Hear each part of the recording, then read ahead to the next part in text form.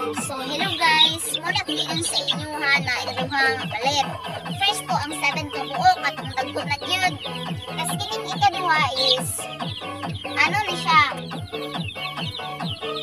1, 1, 2, 3, 4, 5, 6, 7, 8, 9, 10, 11, 12. So, 12 ni siya. Kaya naman mag-isa. So, 12 na lang. Monday siya.